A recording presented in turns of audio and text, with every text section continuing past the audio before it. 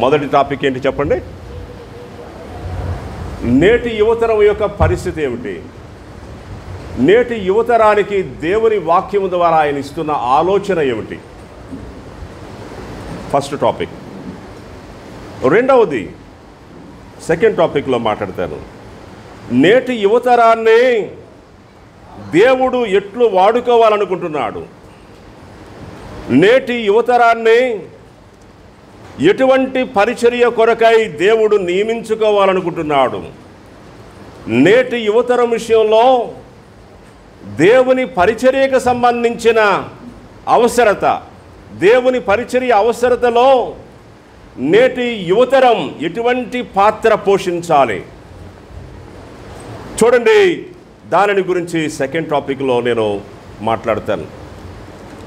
మొట్టమొదటి ఇదిగో ఈ అంశంలో ఒక వాక్య భాగాన్ని నేను మీతో పంచుకోవాలని, ఒక వాక్య భాగాన్ని నేను మీతో చదివించి ముందుకు వెళ్ళాలని నేను ఆశిస్తున్నాను. చూడండి, మొదటి తిమోతి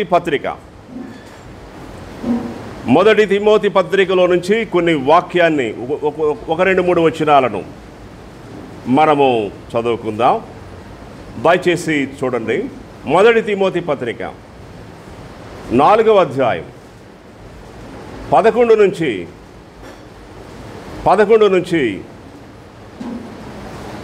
14 వరకు చదువుకుందాం. ఈ సంగతులు ఆజ్ఞాపించి బోధించుము. నీ యవ్వనమును బట్టి ఎవడునూ నిన్ను తృణీకరింపనీయకము, కానీ మాటలోనూ ప్రవర్తనలోనూ ప్రేమలోనూ విశ్వాసములోనూ పవిత్రతలోనూ విశ్వాసులకు మాదిరిగా ఉండుము. నేను వచ్చు వరకు చదువుట యందు, హెచ్చరించుట యందును, బోధించుట యందును జాగ్రత్తగా ఉండుము. పెద్దలు హస్తనిక్షేపణము చేయగా ప్రవచన మూలమున నీకు అనుగ్రహింపబడి నీలో ఉన్న వరమును అలక్ష్యము చేయకము. చాలు. దేవునికి స్తోత్రం. ఇదే పత్రికలో 2వ వాక్య భాగాన్ని కూడా మనం చదువుదాం. 6వ అధ్యాయం 10వ వచనం. ఎందుకనగా ధనాపేక్ష సమస్తమైన కీడులకు మూలము. చూడండి, చదవండి. కొందరు దానిని ఆశించి విశ్వాసము నుండి తొలగిపోయి నానా బాధలతో తమ్మును తామే పడుచుకొండ్రి. దైవజనుడా, నీవైతే వీటిని విసర్జించి నీతిని, భక్తిని, విశ్వాసమును, ప్రేమను, ఓర్పును, సాత్వికమును సంపాదించుకొనుటకు ప్రయాసపడము. విశ్వాస సంబంధమైన మంచి పోరాడము, నిత్య జీవమును చేపట్టము. దాని పొందుటకు నీవు పిలువబడి అనేక సాక్షుల ఎదుట మంచి ఒప్పుకోలు ఒప్పుకొంటివి. చాలు. దేవునికి స్తోత్రం. పిల్లలారా, ఇక చాలా జాగ్రత్తగా మనం విందాం. దేవుని పిల్లలారా, నేటి యువతరము యొక్క స్థితిగతులు ఏమిటి? ఈ విషయము అందరికీ తెలిసిన విషయమైనప్పటికీ ముఖ్యంగా యవనస్తులైనటువంటి మీకు చాలా తెలుసు అని అనుకుంటున్నారు. దానితో నేను ఏకీభవిస్తాను. అవును, మీరేం తెలియని వాళ్ళు కాదు. అంతా కూడా చక్కగా తెలిసినటువంటి పిల్లలే. చాలా షార్ప్గా ఉన్నారు ఇక్కడ ఉన్నటువంటి వాళ్ళంతా. చూడండి, ఇదిగో ఇక్కడ కూర్చోవటం ఏదో శిక్ష అన్నట్లుగా కొన్ని ముఖాలు కనబడుతున్నాయి. అట్లా ఉండాల్సిన అవసరం లేదు. కొంచెం నవ్వచ్చు. ఓకే, ఏంట్రా బాబు ఈ టార్చర్ మానే ఏంటి? మాకేంట్రా ఈ టార్చరు ఏంటి? ముఖ్యంగా ఆడపిల్లల ముఖాలు కనబడుతున్నాయి. అట్లా జాగ్రత్త. స్తోత్రం. దేవుడు సేవకుడికి ఒకే వరాన్ని ఇవ్వడం, మల్టిపుల్గా ఇస్తాడు. దేవునికి స్తోత్రం. వరం ఫస్ట్ ఒకటే ఉంటుంది. సేవకుడు ఆయన సేవలో నిలబడి వెళుతుండగా మల్టిపుల్గా వరాలు ఇస్తాడు. అందుచేత మీ ముఖాలు చూడగానే ఏంటి అనేది నాకు అర్థమైపోద్ది. చీకటి ఎక్కడుంది అక్కడ అర్థమైపోద్ది. ఎవరు చీకటి పీడితులుగా ఉన్నారు, ఎవరిలో ఏ ఇంటెన్షన్ ఉంది మొత్తం క్లియర్గా తెలుస్తూ ఉంటుంది. అయినా నేను చెప్పను. దేవునికి స్తోత్రం. ఎందుకంటే మీరు చాలా మంచి పిల్లలు కనుక మిమ్మల్ని అట్లా చెప్పి బాధ పెట్టడం నాకు ఇష్టం లేదు. స్తోత్రం. హల్లెలూయా. చూడండి, నేను పుట్టి పెరిగినటువంటి దినాలను నేను ఎప్పుడు మర్చిపోలేను. నేను 13 సంవత్సరాల ప్రాయములో నేను పెరిగాను, 15 సంవత్సరాల్లో పెరిగాను. అది మరి 1985, 77లో పుట్టాను నేను, 77 నవంబర్లో. అప్పటి నుంచి నాకు కూడా యువతరం ఉంది కదా, పుట్టిన ప్రతి మనుషునికి యువతరం ఉంటుంది కదా, దేవునికి స్తోత్రం. నేను యువతరాన్ని దాటి వచ్చాను. ఇప్పుడైతే మీరు సెల్ ఫోన్లు వాడుతున్నారు, కానీ మేము గ్రౌండ్ ఫోన్లు లేని కాలంలో ఉన్నాం, దేవునికి స్తోత్రం. గ్రౌండ్ ఫోన్ మీకు తెలుసా? ల్యాండ్ ఫోన్ చాలామందికి తెలియదు, పెద్ద దాన్ని పట్టించుకోరు. చూడండి, ఆ ఫోన్లు లేని టైం అదిగో. మరి నా యువతరం, నా టీనేజ్ అంతా కూడా ఉన్న టైము ఎలా ఉండేదంటే ఎంటర్టైన్మెంట్కి ఆ రోజుల్లో దూరదర్శన్లోని శనివారం ఒక్కరోజే సినిమా వేసేవాడు, అది కూడా పాత సినిమా వేసేవాడు. ఏ రోజు చెప్పండి? శనివారం సాయంకాలం చిత్రాలహరి అని వచ్చేది సినిమా పాటలు. మీ అందరికీ తెలియదు ఇవన్నీ. అటువంటి కాలంలో ఇదిగో నా యువతరం గడిచింది. నా చిన్నతనంలో శనివారం ఒక్కరోజే ఆ సినిమా వస్తే ఆ సినిమా చూడాలని నాకు ఎంతో ఆశ ఉండేది. టీవీ పిచ్చోడిని నేను, దేవునికి స్తోత్రం.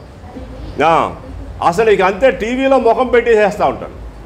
మా అమ్మ చెత్త కొట్టేది. స్తోత్రం. చూడండి, ఎన్నిసార్లు లాక్కొచ్చి కొడుతున్నా కూడా, దబిడి బాధి పడేస్తున్నా కూడా ఇదిగో కాళ్ళ కింద వేసి మట్టకిచ్చేది మా అమ్మ. ఇదిగో మామూలు ట్రీట్మెంట్ కాదా మాకు ఇచ్చేది. ఇదిగో కళ్ళతో చూస్తున్నామని కళ్ళల్లో మంచి కారం పెట్టేసేసింది అనేక సార్లు, దేవునికి స్తోత్రం.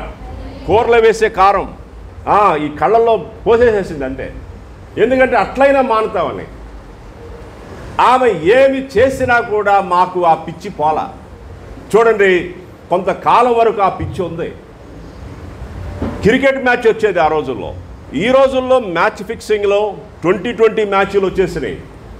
ఆ రోజుల్లోనే కపిల్ దేవ్, శ్రీకాంత్ అని కొంతమంది సీనియర్ క్రికెటర్స్, గవస్కర్, వాళ్ళు ఓల్డ్ క్రికెటర్స్. అప్పుడే మేము ఆ క్రికెట్ పిచ్చితో ఉండేవాళ్ళం. సిక్స్ కొట్టాడంటే టాప్ లెగ్స్ పోయేటట్లుగా అరిసేవాళ్ళం. ఏంటో ఆ పిచ్చి మా చిన్నతనంలో. చూడండి, ఇప్పటికీ క్రికెట్ మ్యాచ్లు జరుగుతున్నాయి. సినీ వ్యవస్థ ఎట్లయిపోయింది. ఇదిగో ఒక సినిమా ఏంటి, అసలు టీవీలో ఎవరు చూస్తున్నారు సినిమాలని? అసలు హాల్స్లో ఎవరు చూస్తున్నారు సినిమాలని? హాల్స్ కూడా మూతపడిపోతున్నాయి అంట. సినిమా హాల్స్ కళ్యాణ మండపాలుగా మారిపోతున్నాయి అంట. హాల్స్లో చూసే రోజులు కూడా పోయినాయి అని ప్రొడ్యూసర్స్, సినీ ప్రొడక్షన్ నడిపించేటటువంటి వాళ్ళు బాధపడుతున్నారు.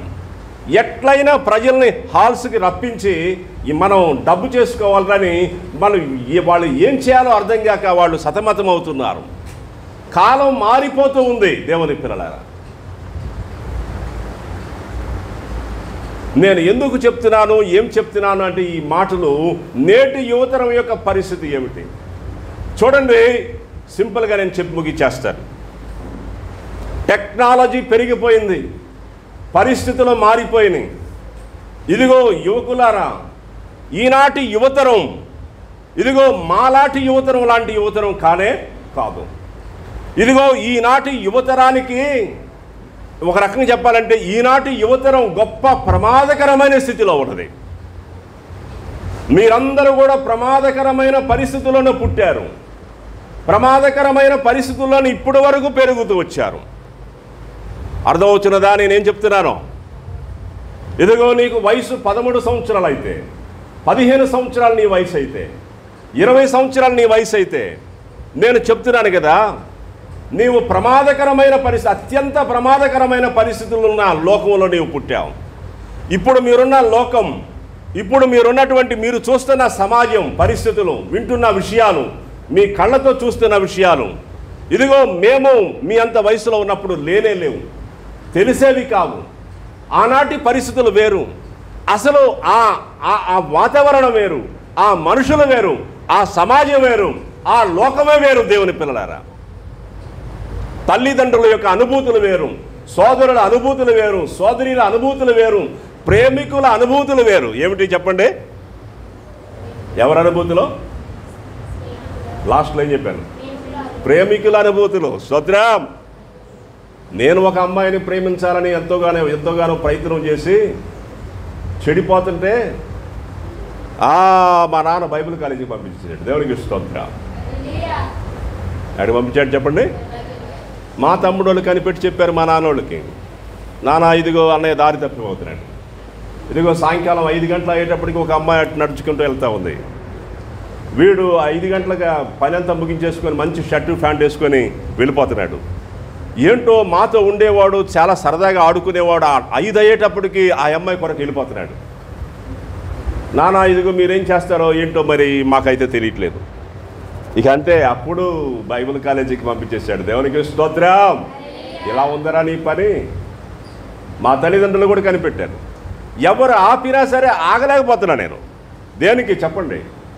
ఆ అమ్మాయి వెనక వెళ్ళటానికి, ఎట్లయినా సరే ఆ అమ్మాయితో మాట్లాడటానికి, ఆ అమ్మాయిని చూడటానికి. చూడండి, ఆ అనుభూతి అది వేరే. అప్పటి అటువంటి అనుభవాలు ఇప్పుడు లేవు. స్తోత్రం. ఏం చేసేవాడిని కాదు, అలా వెనకెళ్ళేవాడిని, పక్క నుంచి వెళ్ళేవాడిని. ఎప్పుడు మాట్లాడలేదు, ఎప్పుడు ముట్టుకోలేదు, ఏమీ చేయలేదు, ఏ విధమైన సంబంధం ఆమెతో లేదు. అంటే నేనేం చెప్తున్నానంటే ప్రేమించుకునే పరిస్థితుల్లో కూడా అంత డీసెంట్గా ఉండేవి.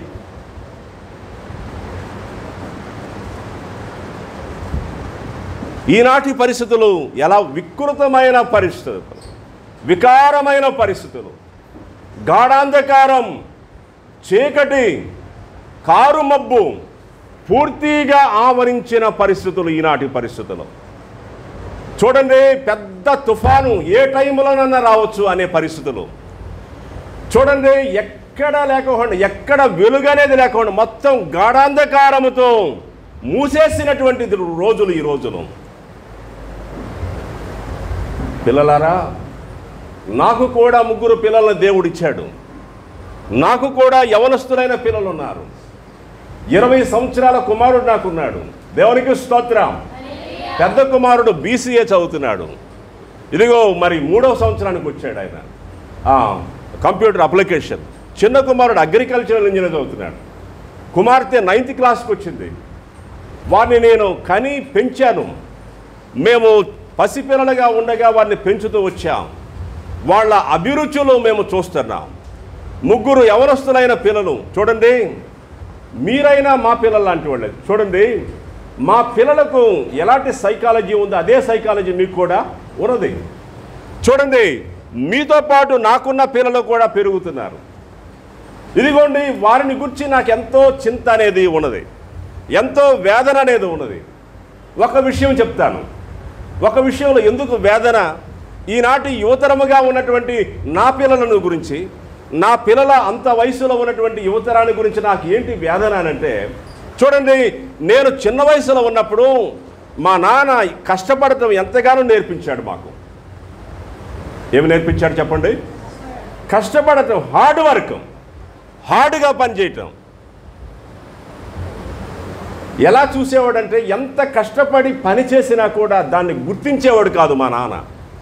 చాలా కఠినమైన ట్రీట్మెంట్ ఉండేది మాకు.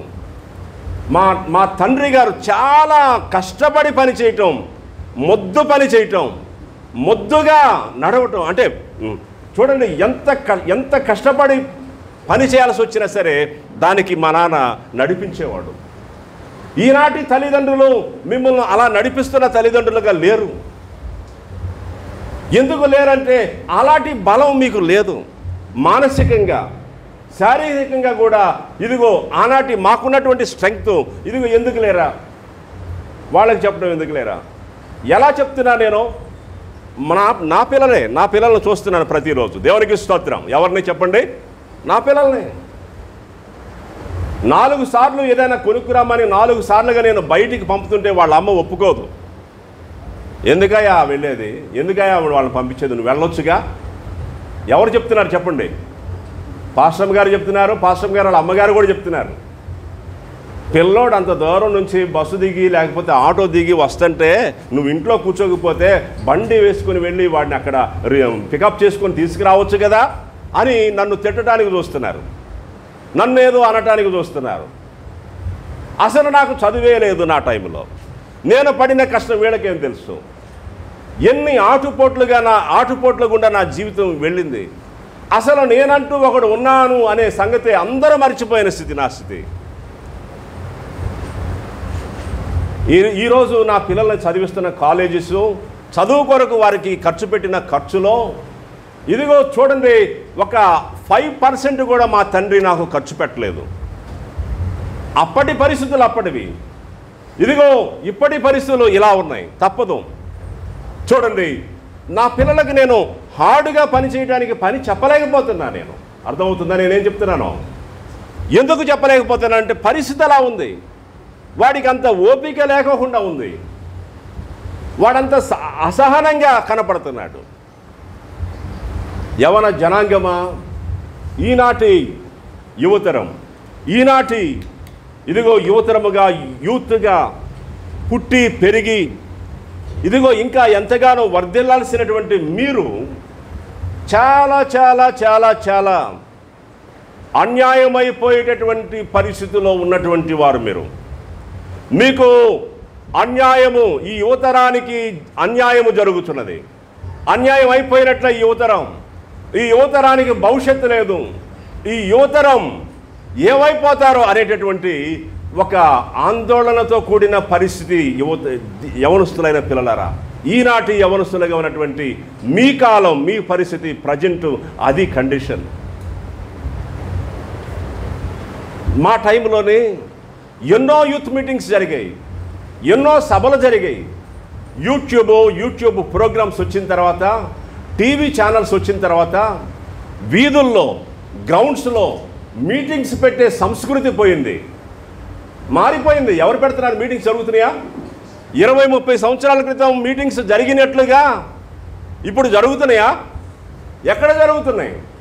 కరోనా వైరస్ అనే పరిస్థితి వచ్చి స్థితిగతులను పూర్తిగా మార్చేసింది.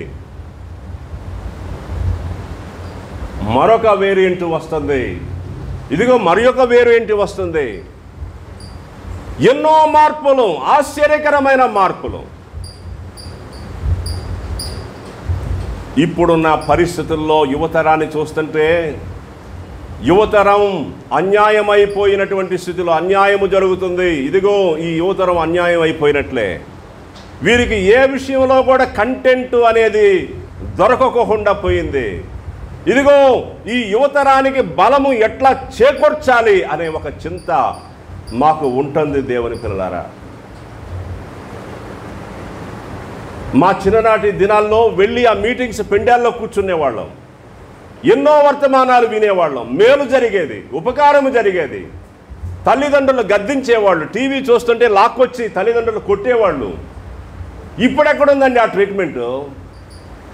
చేతిలోనే సకల విధములైన లోకం. ఎక్కడా చెప్పండి? చేతిలోనే. స్మార్ట్ ఫోన్ ఎవరు వాడుతున్నారో పాపపు ప్రపంచం నీ చేతిలో ఉన్నట్లే. పాపపు ప్రపంచం, అంధకారం, చీకటి. నేను ఫోను వాడాల్సి వస్తున్నందుకు ఎంతో బాధపడుతూ ఉంటాను ప్రతిరోజు. నేను ఫోను వాడాల్సిందే. నీకు ఇష్టం ఉన్నా లేకపోయినా నీవు ఫోను వాడాల్సిందే, ఫోను కలిగి ఉండాల్సిందే అనేటట్లుగా పరిస్థితులు మారిపోయినాయి. ఆధార్ లింకు దేనికి చెప్పండి? నేను వాడుతున్న ఫోన్ నెంబర్కి ఆధార్ లింక్ చేయాలి, రేషన్ కార్డు లింక్ చేయాలి, బ్యాంక్ అకౌంట్ లింక్ చేయాలి. ఇదిగో నాకు ఉన్నటువంటి ఆథరైజ్డ్ సర్టిఫికేట్స్ ఏవై అన్నీ కూడా నా ఫోన్ నెంబర్కి లింక్ అయి ఉంటాయి. ఏది మీ ఫోన్ నెంబర్ చెప్పండి? మాకు ఓటీపీ వస్తుంది. ఏం చెప్పాలి నేను? చెప్పండి. ఒక గౌరవప్రదముగా ఒక అడ్రస్ కలిగి, ఇదిగో ఒక స్థితి కలిగి ఒక వ్యక్తి జీవించాలి అని ఆశిస్తే వాడికి ఖచ్చితంగా ఫోన్ ఉండాలి. ఆ వ్యక్తికి ఫోన్ నెంబర్ ఉండాల్సిందే అనేటట్లుగా పరిస్థితులు మారిపోలేదా? ఒకప్పుడు మనుషులకి అందరికి ఫోన్లు ఉన్నాయా? లేవు. నేను ఫోను వాడకోకుండా పక్కన పడేయాలి, ఈ ఫోను లేకుండా నాకు అన్ని పనులు జరగాలి అని ఎన్నోసార్లు అనుకున్నాను. కానీ చూడండి, అది నాకే ఇబ్బందికరంగా, నా జీవనానికి ఇబ్బందికరంగా మారిపోతున్న పరిస్థితులు. నాకు ఇష్టం ఉన్నా లేకపోయినా కొన్నిసార్లు మాట్లాడటానికి సంబంధించింది ఇన్కమ్, అవుట్ గోయింగ్, దాని వరకే రీఛార్జ్ చేద్దాం థాట్ వస్తుంది. మంచి థాటే కదా. మరి నేను ఎక్కడన్నా ఫోన్పే చేయాలంటే ఎట్లా జరుగుతుంది? ఇప్పుడు ఏమైపోయింది చెప్పండి? అంతా ఫోన్పే. క్రెడిట్ కార్డు యూజ్ చేయ ఫోన్పే, ఫోన్ స్కానింగ్, కార్డులు ఎక్కడ వాడుతున్నారు? ఏటీఎం మిషన్స్ తీసేస్తున్నారంట. చూడండి, మనము బంధించబడిపోయాం ఈ పరిస్థితులకి. మనల్ని బంధించేసిన ఈ పరిస్థితులు.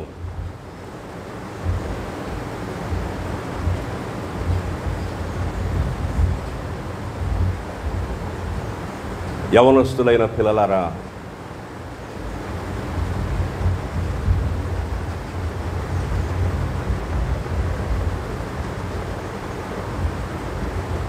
ఈ మొదటి సెషన్లో నేను టైం అయింది, నేను ముగించాలి. ఒక మాట మీకు జ్ఞాపకం చేస్తాను. ఏదైనా ఒక హోపు మాకుందా? అన్నయ్య,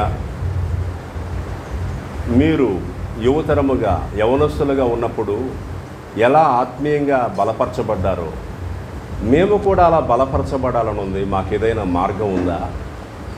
ఇటువంటి దినాల్లో, ఇటువంటి పరిస్థితులు కలిగినటువంటి ఈ దినాల్లో యువతరముగా ఉన్నటువంటి మేము మీ వలె మార్చబడటానికి ఏదైనా అవకాశం ఉందా అని మీరు నన్ను అడిగితే ఒకే ఒక అవకాశం ఉంది. అదేంటంటే, నిన్ను నీవే కాపాడుకోవాలి. స్తోత్రం. నిన్ను నీవే కాని వాటి నుండి వేరు చేసుకోవాలి. స్తోత్రం. హల్లెలూయా. నీ తండ్రి వేరు చేసే రోజులు కాదు ఈ రోజులో. నీవెక్కడున్నావు? నీ తల్లి నిన్ను పరీక్ష చేసి నిన్ను లాక్కొచ్చి నిన్ను సరి అయిన మార్గంలో పెట్టే రోజులు కాదు ఈ రోజులో. మందిరాలు, సేవకులు, దైవజనులు చూడండి, ఎవరి పనులు వారికి ఉన్నాయి, ఎవరి బిజీ వారిది. మాకు టైం లేదు వారిని పట్టి చూడటానికి, వారిని పరిశీలన చేయడానికి, వాడి వెనకాలే నడిచి వెళ్ళటానికి, వాడి కొరకు కన్నీరు కార్చడానికి, వాడి కొరకు ఏడవటానికి, వాడిని ఎట్లయినా సరే ఇదిగో వెనక తిప్పటానికి నేనంత రిస్క్ తీసుకోలేను అని నీ కన్న తల్లి తండ్రే అంటే, ఇదిగో నీ విషయమై ఇంకా ఎవరు కేర్ తీసుకుంటారు? ఎవరు నిన్ను బాగు చేస్తారు? యువతరాన్ని వదిలేసినటువంటి దినాలు ఈ దినాలు. యువతరాన్ని పట్టించుకోకుండా చూడండి, భూమిలో పరిగిని వదిలేస్తారంట. భూమి కోసిన తర్వాత పరిగిని వదిలేస్తారంట. అది ఉంటే ఉంటుంది, ఎవడన్నా తీసుకెళ్తారు, పశువులు తింటే తింటాయి, అది మనకు అవసరం లేదులే.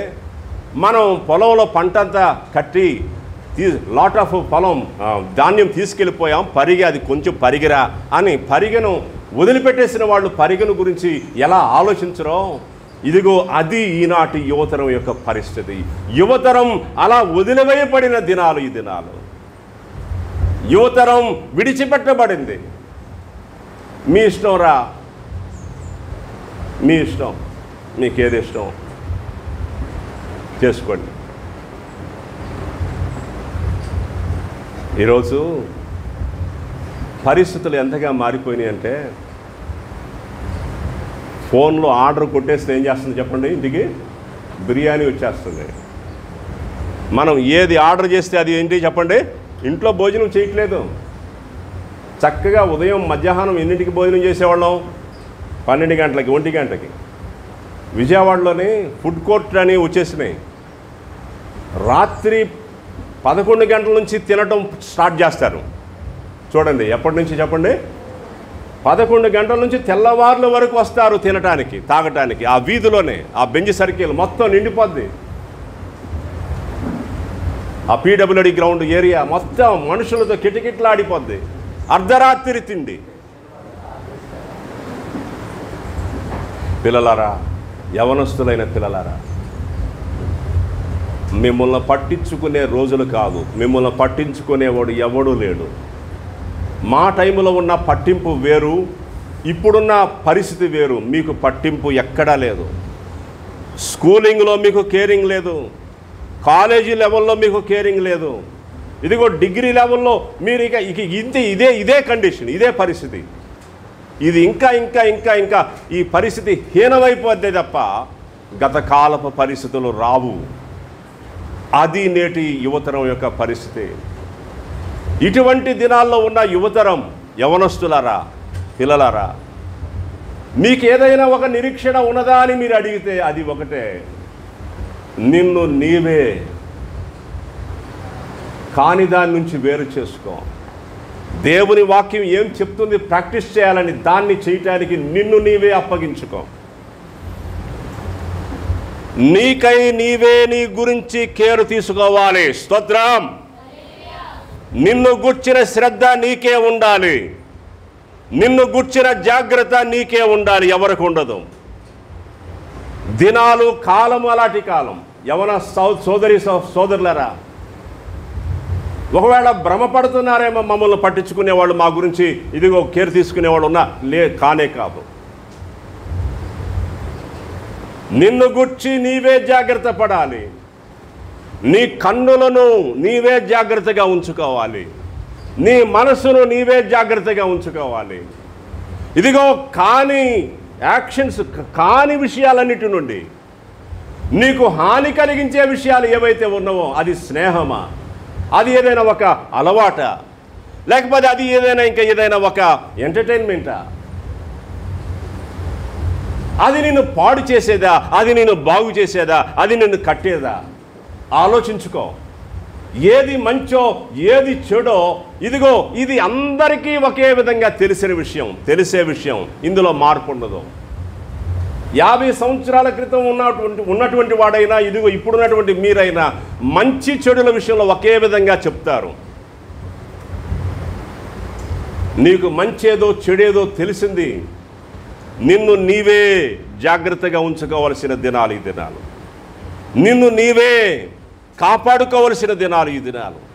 ఒక్క వాక్య భాగాన్ని నేను మీకు చూపించి ఇదిగో ఈ మొదటి సమయాన్ని నేను ముగిస్తాను. చూడండి ఒక్కసారి దానియేలు గ్రంథం,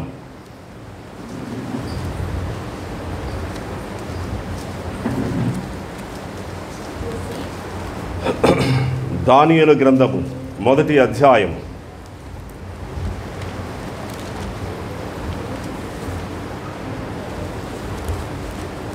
దానియేలు గ్రంథము మొదటి అధ్యాయములోని దానియేలు గారి యొక్క తీర్మానము, దానియేలు గారి యొక్క అభిప్రాయము అక్కడ మనం చూస్తాం. చూడండి ఒకసారి 8వ వచనం, మొదటి అధ్యాయం 8వ వచనం. రాజు భుజించు భోజనమును పానము చేయు ద్రాక్షారసమును పుచ్చుకొని తన్ను అపవిత్రపరచుకొనకూడదని దానియేలు ఉద్దేశించి తాను అపవిత్రుడు కాకుండానట్లు వాటిని పుచ్చుకొనకుండా సెలవిమ్మని నపుంసకుల అధిపతిని వేడుకొనగా, దేవుడు నపుంసకుల అధిపతి దృష్టికి దానియేలునకు కృపాకటాక్షము నందన అనుగ్రహించెను గనుక నపుంసకుల అధిపతి దానియేలుతో ఇట్లా నేను చాలు. రాజు భుజించు భోజనమును పానము చేయు ద్రాక్షరసమును తిని త్రాగి తమ్మును అపవిత్రపరచుకొనకూడదని దానియేలు ఉద్దేశించి. ఎక్కడున్నాడు ఈ ఉద్దేశాన్ని కలిగి ఉన్నప్పుడు దానియేలు అంటే? బబులోను దేశములో బానిస గుంపులో తీసుకొని వెళ్ళబడినటువంటి, అదిగో ఆ గుంపులో ఉన్నటువంటి వాళ్ళే. వీళ్ళ మీద వీళ్ళకి స్వతంత్రం ఏది కూడా లేదు. పరాయి దేశములో బానిసలు వీరు. దానియేలు తండ్రి లేడు, తల్లి లేదు, తన కుటుంబీకులు లేరు, తన జనాంగము లేరు, తన జాతి ప్రజలు అక్కడ లేరు విస్తారంగా.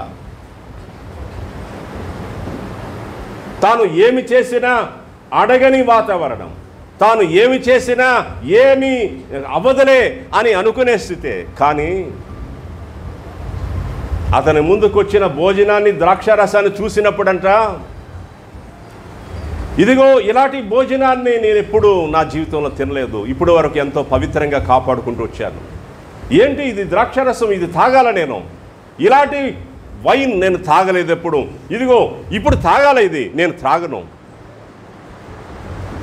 ఎవరో చెప్పినందువలన, ఎవరో మోటివేట్ చేసినందువల్ల అతనికి ఈ అభిప్రాయం రాలేదు. చూడండి, ఎవరో ఉన్నారని ఎవరో లేరని కాదు, తనను గురించి తానే చేయుచున్న ఒక ఆలోచన. పిల్లలారా, వెరీ వెరీ సీరియస్, చాలా చాలా సీరియస్. రాజు భుజించు భోజనమును పానము చేయు ద్రాక్షరసమును తిని త్రాగి తనను తాను అపవిత్రపరచుకొనకూడదని ఉద్దేశించి, స్తోత్రం, తనను తాను అపవిత్రపరచుకొనకూడదని ఉద్దేశించి, వాట్ ఏ వర్డ్, తనను తాను పవిత్రముగానే ఉంచుకోవాలని ఉద్దేశించి, తన పవిత్రతను కొనసాగాలి అని ఉద్దేశించి,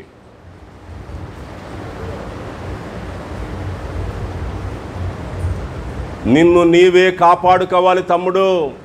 ఈ రోజుల్లో ఓ చిన్నపిల్లలారా, మిమ్మల్ని యవనస్తులని కూడా పిలవబుద్ధి కావట్లేదు నాకు.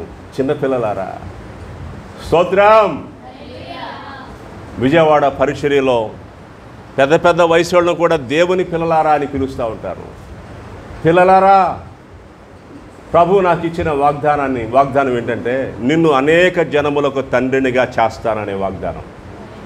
నా పేరు విలియం కేరీ అయినా కూడా దేవుడు నా పేరు మార్చి అబ్రహాం అని పేరు పెట్టాడు.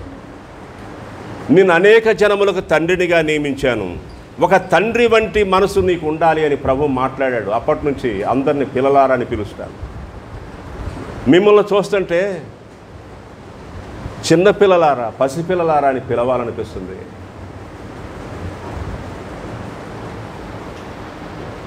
తమ్ముడు, చెల్లి, నిన్ను నీవే కాపాడుకోవాలి, నిన్ను నీవే ఎలిమినేట్ చేసుకోవాలి, నిన్ను నీవే సపరేట్ చేసుకోవాలి. నీ యొక్క భద్రత, నీ సేఫ్టీ, నీకు సంబంధించిన హోలీనెస్ అంతా కూడా ఇదిగో ఎవరో చేసే ప్రయత్నం మీద కాదు ఈ రోజుల్లో, అది నీవే, నీ ప్రయత్నం మీదే ఉన్నది. అదొక్కటే హోప్ ఈ రోజుల్లో. నీ తరానికి సంబంధించి ఏదైనా హోప్ ఉందంటే అది నీకు సంబంధించి, అది నీవు చేసుకుంటే అవుతుంది. నీ మీదే ఆధారపడినది నీ భవితవ్యం. మరొక వచ్చినాన్ని నేను మీకు చూపిస్తాను, చూడండి. నేను చదివించాల్సిన అవసరం లేదు, నేను చదవద్దు, అక్కడికి వద్దు. ఆ యోసేపు జీవితం మనము మెరుగుదాం. మన అందరికీ తెలుసు, అక్కడ పోతీఫరు భార్య విషయంలోని శోధన వచ్చింది. మరి భయంకరమైన శోధన అది. అప్పుడు ఆయన ఏమన్నాడు, ఇదే స్లాంగు, ఇదే ఒక అప్రోచింగ్ అక్కడ కూడా కనపడుతుంది. దేవునికి విరోధముగా ఇంత ఘోరమైన పాపము దుష్కార్యము నేనెట్లు చేయదునో. అతడు అక్కడ పాపభరితమైన పరిస్థితుల్లోనికి వెళ్తే చూసేవాళ్ళు ఎవరు లేరు, యజమానురాలే అటువంటి పరిస్థితి. యోసేపు కంటే గొప్పవాడు ఎవడు లేడు. యోసేపే అక్కడ బాసు, యోసేపే సర్వాధికారి. అక్కడ అతడు ఏమి చేసినా అడిగేది ఎవరికీ లేదు అధికారం. అయినప్పటికీ తనను తానే కాపాడుకొనుచున్నాడు. ఇంత ఘోరమైన దుష్కార్యము నా దేవుని ఎదుట నేను ఎట్లు చేయుదును. ఎవరి ఎదుట అంటా చెప్పండి పిల్లలారా. దేవుడు మనతో అన్ని స్థలాల్లో ఉన్నాడు. నీతో ఎవరు ఉన్నా లేకపోయినా దేవుడు నీతో ఉంటాడు తమ్ముడు, చెల్లి. దేవుడు లేని స్థలము లేదు. నువ్వు ఎక్కడికి వెళ్ళినా, ఏమి చేస్తున్నా, ఎటువంటి పరిస్థితుల్లో ఉన్నా అక్కడ దేవుడు నీతో ఉంటాడు. మర్చిపోబాకు ఈ విషయం. అది మనకు ఆశీర్వాదకరమైన విషయం.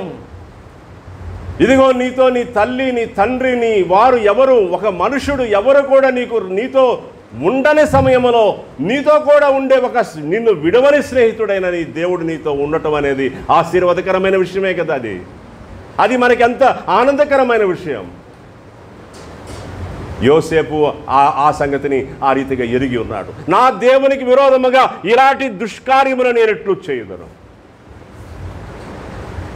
ఆ కార్యము అతడు చేయనందువల్ల శిక్ష అనుభవించాల్సి వచ్చింది. అయినా సిద్ధమే, అయినప్పటికీ అది నాకు ఇష్టమే. నేను ఆ దుష్కార్యము చేయలేదు, నా పవిత్రతను నేను కాపాడుకునే ఉన్నాను. అందుచేత అతడు గొప్ప అధికారిగా చేయబడ్డాడు. దేవుని ఆశీర్వాదం అతని మీదకు వచ్చింది. ఐగుప్తును ఏలుచున్నాడు. ఐగుప్తు ప్రజలకు ఆహారాన్ని సరఫరా చేస్తున్నాడు. 7 సంవత్సరాలు వచ్చిన గొప్ప కరువులో ఐగుప్తు నశించిపోకుండా ఐగుప్తును కాపాడిన మహోన్నతమైన వ్యక్తి అయ్యాడు యోసేపు. తమ్ముడు, చెల్లి, నిన్ను నీవే కాపాడుకోవాలి. అర్థమవుతుందా బిడ్డ? పిల్లలారా, మిమ్మల్ని మీరే కాపాడుకోవాలి. మీ పరిశుద్ధత వాతావరణం మిమ్మల్ని మీరే కాపాడుకోవాలి. హాస్టల్లో ఉన్న పిల్లలు కొంతమంది ఉంటారు. మీ వస్త్రాలను అక్కడ ఎవరైనా వచ్చి ఉతుకుతారా? హాస్టల్లో ఉన్న పిల్లలు ఎవరు ఉతుకుంటారు? ఎవరికి వాళ్ళే. ఎవరి వస్త్రం వాళ్ళే ఉతుక్కోవాలి. ఎవరి ప్లేటు వారు కడుక్కోవాలి. ఎవరి సిద్ధపాటు వారిదే, ఎవరి స్నానం వారిదే, ఎవరి శుభ్రత వారిదే, ఎవరి ఆరోగ్యం వారిదే. ఆత్మ సంబంధమైన జీవితం విషయంలో నీ జాగ్రత్త నీదే. ఒకప్పుడు జాగ్రత్త చేసేవారు ఉన్నారు, ఇప్పుడు లేరు. పిల్లలారా, ఈ తరానికి లేదది. అది మీరే మిమ్మల్ని గురించి మీరే కేర్ తీసుకోవాలి. ప్రభువు అలాంటి కృప మనందరికీ దయచేయనుగాక. ప్రార్థించుదాం. ప్రభువా, మీకు స్తోత్రం. ఈ పిల్లలను దీవించండి. నేటి యువతరమును గురించి మాకు దుఃఖము కలుగుచున్నది.